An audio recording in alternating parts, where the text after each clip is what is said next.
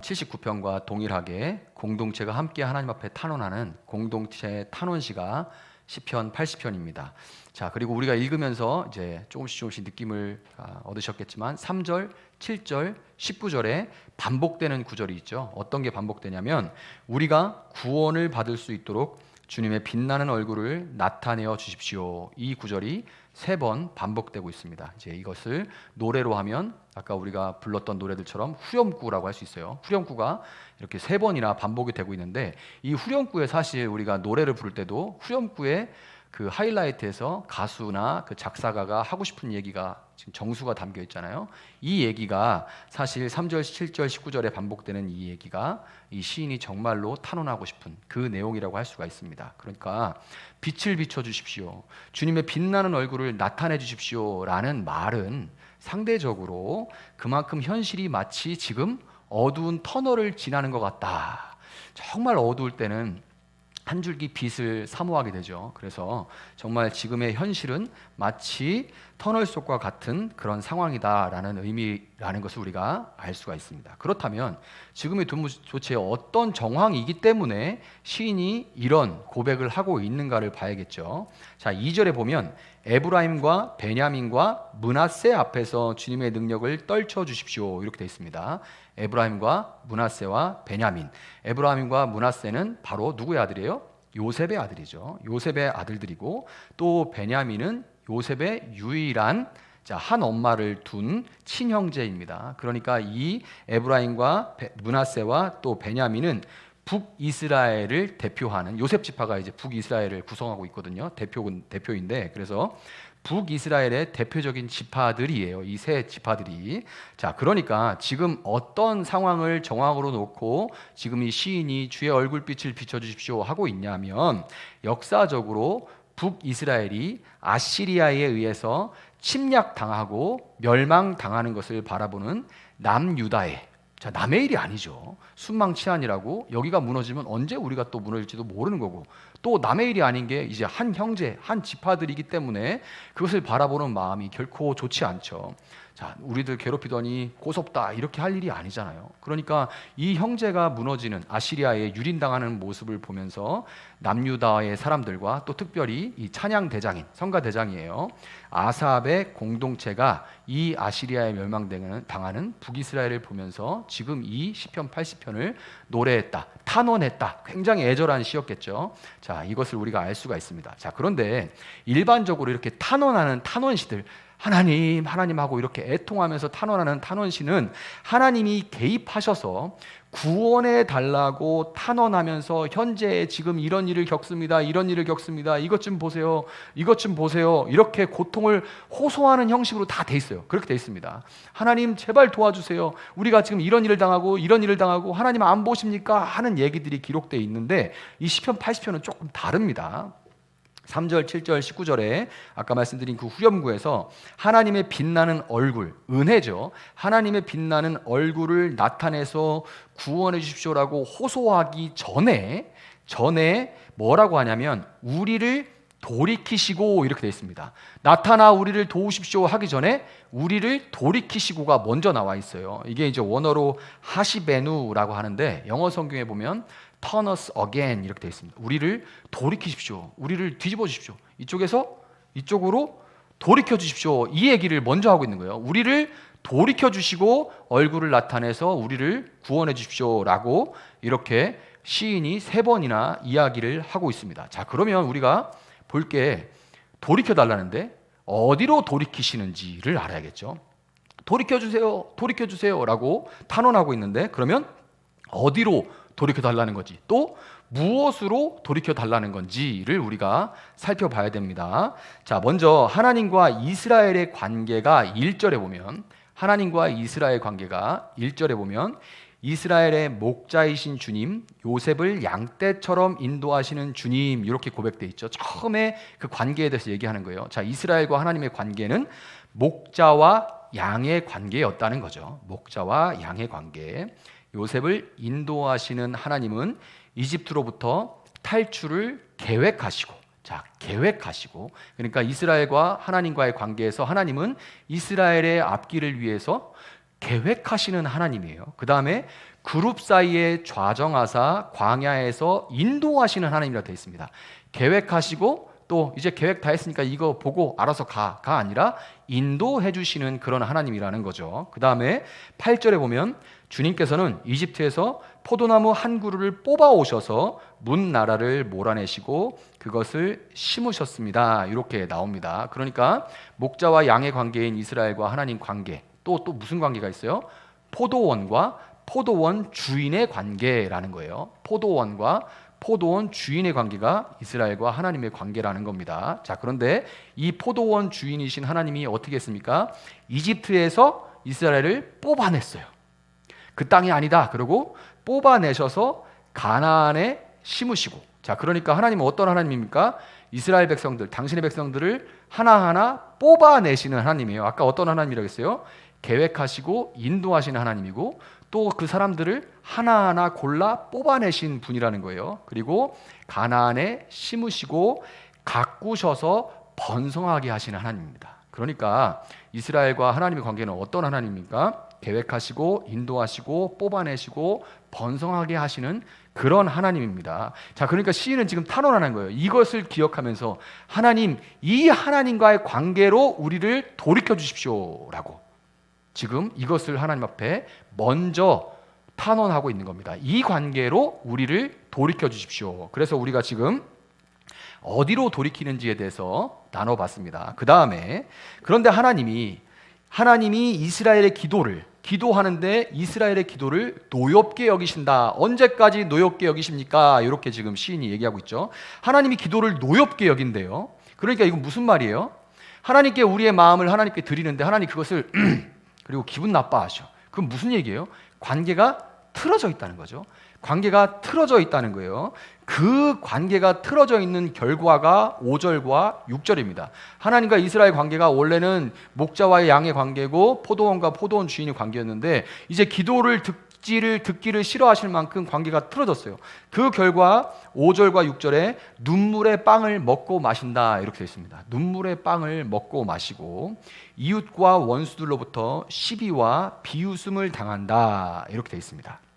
자, 이 말 그대로 북이스라엘에 이어서 남유다로 바벨론에 의해서 멸망당하고 패망당했죠.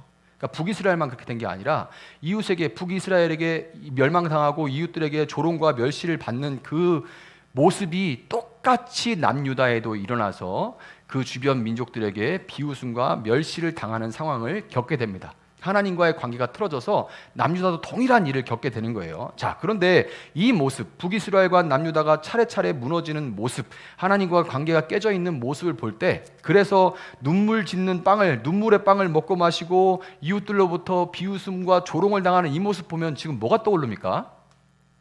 뭐가 떠올라요? 지금 우리와 한국 교회의 모습이 떠오를 수밖에 없어요. 딱 이 모습입니다. 성경을 보면 정말 그냥 옛날 얘기지 이게 아니라 딱 지금의 모습과 다를 게 없구나라는 생각이 들어요. 그리고 지금 이스라엘이 핍박을 당한 것도 의에 줄이고 목이 말라서 의로 인해서 핍박받는 게 아닙니다. 이스라엘이 범죄하고 그래서 하나님과 관계가 틀어져서 벌을 받는 거죠. 의로 인한 핍박이 아니라 지금 우리가 겪는 문제들도 불법과 스캔들, 탐욕으로 인해서 사회적인 지탄을 받고 있는 겁니다. 결코 교회가 의로운 길을 걸어가고 어둠 가운데 빛된 모습, 소금된 모습 때문에 욕을 먹고 지탄을 받는 게 아니죠. 그러니까 사회로부터 욕을 먹는 것은 니들 왜 우리랑 똑같냐 하고 욕을 먹는 거예요. 니들은 우리하고 달라야 되는 거 아니야? 왜 우리랑 똑같아? 전에는 그렇게 욕했는데 요즘은 니네 우리보다 더한 것 같은데? 이렇게 욕을 먹고 있죠. 자, 그래서 지금 이 모습이 어떠냐면 12절과 13절을 보면 이런 상태를 그대로 묘사하는 그런 모습이 나오는데 멧돼지들이 숲에서 나와서 마구 먹고 들짐승들이 그것을 먹어치우게 하십니까? 지금 이러고 있다는 거죠. 멧돼지들이 숲에서 나와 마구 먹고 들짐승들이 그것을 먹어치우게 하십니까? 자, 여기서 멧돼지는 다 아시다시피 이스라엘에서는 부정한 짐승입니다. 그렇죠? 레위기 11장에 나오는 부정한 짐승이에요. 돼지는 부정한, 쪽발이 되지 않아서 부정한 짐승인데, 자, 이 부정한 짐승은 이방 나라와 그 정신을 상징하는 거예요. 그러니까 이 멧돼지, 부정한 짐승, 이방 나라와 그 정신을 상징하는 멧돼지가 막 나와서 막 짓밟는데요. 뭘 짓밟아요? 이스라엘의 아름답고 소중한 것들, 교회의 아름답고 소중한 것들, 교회가 추구하고 교회가 만들어가던 아름답고 소중한 것들, 교회가 외치는 사랑, 교회가 보여줬던 그 희생, 이 많은 것들을 멧돼지들이 막 짓밟고 있는 거예요. 왜 그래요? 교회 안에 이 이방 나라와 그 정신이 세상 정신에 의해서 오염되고 복음을 잃어버리니까 소금이 맛을 잃으면 밖에 던져서 짓밟히는 것처럼 지금 멧돼지들이 교회에 막 다니고 있는 거예요. 어느 교회 할 것도 없습니다. 교회 안에서 이게 복음인지 심리 상담인지 이게 오은영 박사인지 이게 예수인지 모르는 얘기들이 이제 막 번지고 있는데, 그러니까 너무 교회에서 이렇게 세상 정신이 판을 치니까 멧돼지들이 다니면서 모든 아름다운 것들을 다 짓밟고 다닙니다. 자, 그 결과에 또 어떤 일이 있냐면 들짐승들이 그것을 먹어치우게 하십니까 하나님, 이렇게 탄원하는데, 들짐승은 여기 들짐승으로 번역이 되어 있는데 원어는 지즈라고 하는 겁니다. 지즈. 그러니까 이 지즈는 들짐승이라기보다는 밭의 작물을 먹어치우는 곤충들을 가리키는 거예요. 그러니까 이제 이스라엘로 가르치면 메뚜기나 황충 같은 걸 얘기하는 거죠. 밭의 작물들을 먹어치우는 곤충들을 들짐승, 지즈라고 합니다. 번역을 들짐승으로 했는데, 자, 그런데 메뚜기, 황충하면 뭐가 떠오르냐면 계시록 9장에 보면 이제 일곱 인, 일곱 나팔, 일곱 대접, 이 재앙들이 계시록에 보면 나오는데, 그 중에 다섯 번째 나팔을 불었을 때, 계시록 9장에 보면 다섯 번째 나팔을 불었을 때 나오는 게 있는데, 그게 뭐냐면 황충입니다. 황충이 나와요. 메뚜기가, 아주 큰 메뚜기, 한국에는 없는데 아프리카에는 진짜 메뚜기가 한 이 정도만한 메뚜기들이 있어요. 뜨면 무섭습니다. 우웅 소리가 나고 갑옷처럼 삐죽삐죽한 게 몸에 막 나 있어서, 이제 우리가 이제 시골에서 이렇게 훑어서 어렸을 때 잡았던 그 메뚜기 생각하면 요만하잖아요. 그러니까 그게 왜 이걸 재앙의 상징이라고 그러지? 라고 하는데 안 그래요. 아프리카나 이쪽 중동 쪽에 가면 메뚜기가 진짜 이만합니다. 갑옷처럼 빨간 게 번식기 되면 빨갛게 돼가지고 무서워요. 뜨면 우웅 소리 납니다. 한 마리도. 근데 그게 하늘을 덮어요. 이게 황충입니다. 그런데 이 황충, 지즈가 다섯 번째 나팔과 재앙인데, 이 메뚜기는 전갈처럼 쏘는 권세를 가지고 있대요. 요한계시록 보면 나옵니다. 전갈처럼 사람을 쏘는 권세를 가지고 있고, 메뚜기니까 풀을 먹어야 되는데 풀이 아니라 사람의 영혼을 사냥한다고 돼 있어요. 그러니까 이 메뚜기는 메뚜기가 아닌 거죠.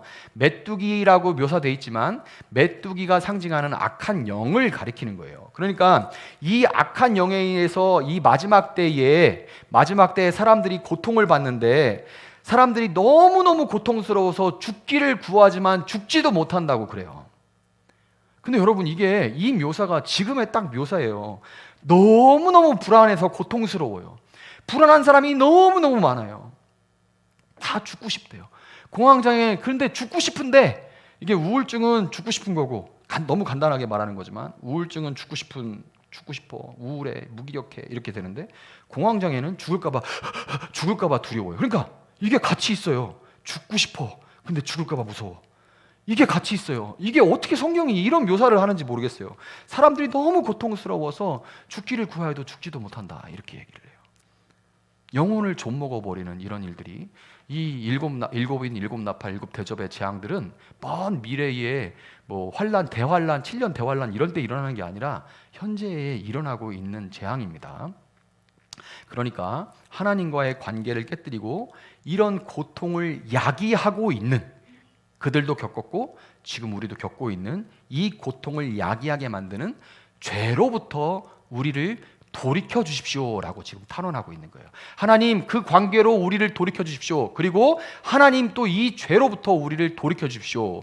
이렇게 시인이 먼저 하나님 그 얼굴빛을 비춰 주십시오라고 탄원하기 전에 우리를 돌이켜 달라고, 어디로 또 무엇으로 돌이켜 달라고 하는지를 우리가 살펴본 거예요. 그런데 여기서 끝나면 참 대책이 없죠. 그런데 너무나도 감사하게 이 짧은 19절의 시에 돌이킬 수 있는 유일한 길도 이 시인이 제시를 하고 있습니다. 참 많은 것들을 담고 있는 시예요. 17절, 18절을 보면 돌이킬 수 있는 유일한 길이 나오죠. 뭐라고 되어 있냐면, 주님의 오른쪽에 있는 사람, 주님께서 몸소 굳게 잡아주신 인자 위에, 인자는 사람의 아들을 얘기하는 겁니다. 사람의 아들 예수 그리스도죠. 인자 위에 주님의 손을 얹어 주십시오. 그리하면 우리가 주님을 떠나지 않을 것이니 주님의 이름을 부를 수 있도록 우리에게 새 힘을 주십시오. 아멘. 이렇게 17절 18절에 되어 있습니다. 하나님의 우편에, 보좌 우편에 앉아 계시고 하나님이 몸소 굳게 잡아주시는 인자, 바로 예수 그리스도입니다. 하나님이 예수님께 손을 얹어서 위임하신 거예요. 뭐라고 합니까? 마태복음 28장에 하늘과 땅의 모든 권세를 내게 주셨으니 위임했다는 얘기예요. 하늘과 땅의 모든 권세를 하나님부터 위임받은 예수 그리스도, 위임받아서 이분이 하시는 일은 왕으로서 이 땅 가운데 당신의 백성을 건져내시는 일입니다. 3절, 7절, 19절에 아까 뭐라고 나왔어요? 주님의 빛나는 얼굴을 나타내요, 이렇게 돼 있죠. 주님의 빛나는 얼굴을 나타내요. 이거 어디서 갖고 온 거냐면 민수기 6장 24절, 26절, 우리가 아까 이렇게 찬양하면서 예배로 나아갈 때 불렀던 축복송에 나오는 그 부분입니다. 민수기 6장 24절 26절, 주님께서 당신들에게 복을 주시고 당신들을 지켜주시며 주님께서 당신들을 밝은 얼굴로 대하시고 당신들에게 은혜를 베푸시며 주님께서 당신들을 고이 보시어서 당신들에게 평화를 주시기를 빕니다. 아멘. 이게 대제사장의 기도입니다. 민수기에 가보면 6장 그 부분에 대제사장의 기도라고 되어 있습니다. 너는 이렇게 백성들을 축복하라 하고 하나님께서 직접 대제사장 아론에게 가르치신 축복 기도예요. 그렇죠? 이 축복 기도, 대제사장이 하는 기도인데, 자, 우리의 하나님과 사람 사이에 영원한 대제사장이신 분이 누구죠? 하나님과 사람 사이에 중간에서 영원히 우리를 위해서 기도하시고 제사 드리시는, 스스로 희생 제물이 되시고 또 제사를 집도하시는 그 분이 누구십니까? 바로 예수 그리스도죠. 영원한 대제사장 예수 그리스도. 그분의 십자가 제사만이, 하나님과 우리 사이에 그분이 드리신 십자가 제사만이 하나님의 빛이 다시금 우리에게 비치게 하실 수 있는 겁니다. 아멘입니까? 이렇게 진노하셔서 하나님 우리를 돌이키사 할 때 하나님께서 우리의 기도를 듣지 않을 만큼 하나님 노하시지만, 죄로 인해서, 그리고 그 죄로 인해 깨진 관계로 인해 세상에 이렇게 아픈 일들이 일어나고 있지만, 그러나 그 모든 일들을 통해서 서가 먼 것처럼 잊어버리고 다시 하나님의 빛이 우리에게 비치게 하실 수 있는 유일한 분은 바로 십자가 제사를 드리시는 예수 그리스도 뿐입니다. 그리고 그분의 부활의 능력만이 우리고 다시금 새 힘을 얻을 수 있도록 하실 수 있다는 것을 여러분 믿으시기를 바랍니다.